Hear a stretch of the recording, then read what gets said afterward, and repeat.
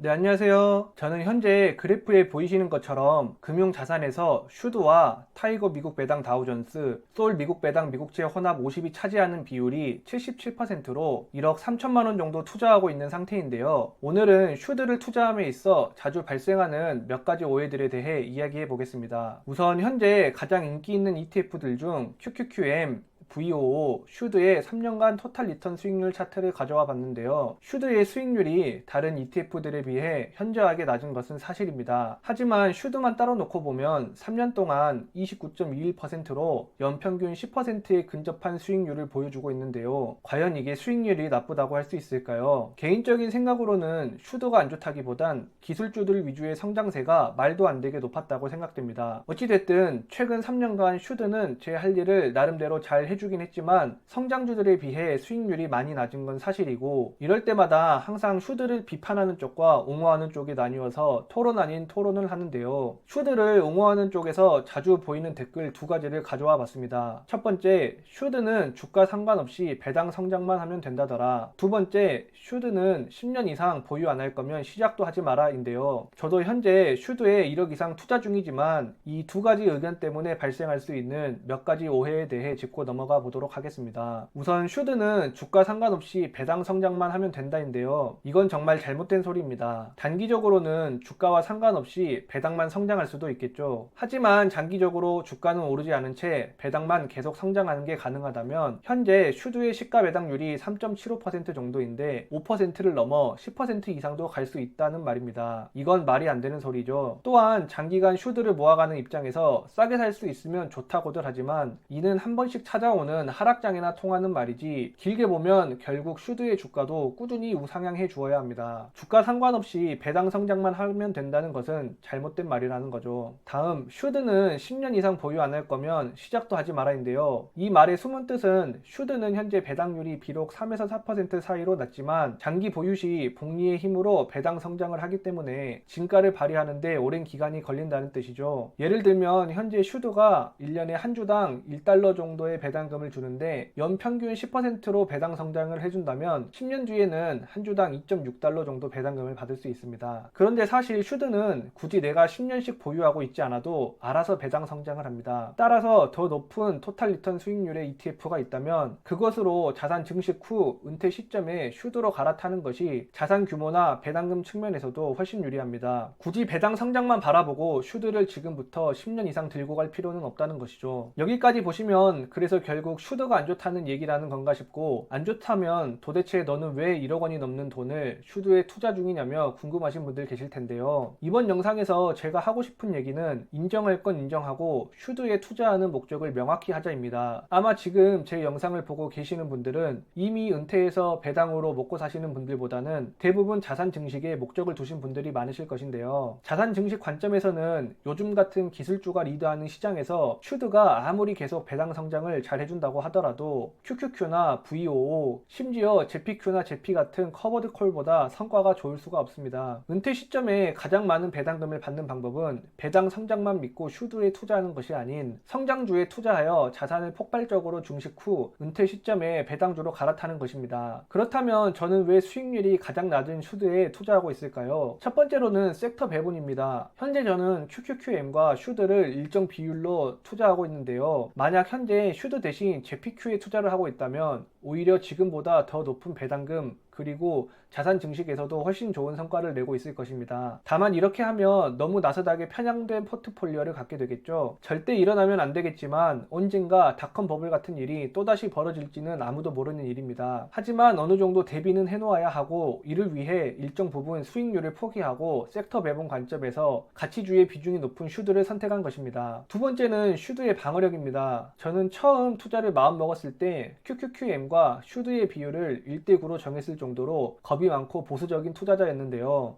하락장에서 슈드의 방어력은 듣던 대로 다른 ETF들에 비해 우수했습니다. 사람들은 돈을 벌었을 때의 기쁨보다 잃었을 때의 고통을 훨씬 크게 느낀다고 합니다. 비록 현재는 다시 상승장이 와주어 성장주들의 성과에 훨씬 눈길이 가는 것이 사실이지만 이번에 하락장을 직접 겪어보니 장기 투자를 하기 위해서는 수익률을 일정 부분 포기하더라도 변동성을 낮추는 장치가 꼭 필요하다고 느꼈습니다. 자, 오늘 영상 정리 한번 하도록 하겠습니다. 제 영상을 시청하시는 대부분의 분들은 저와 같이 현재 현재 자산 증식이 목적이신 분들이 대부분이실 텐데, 자산 증식의 관점에서 슈드의 배당 및 배당 성장은 큰 의미가 없습니다.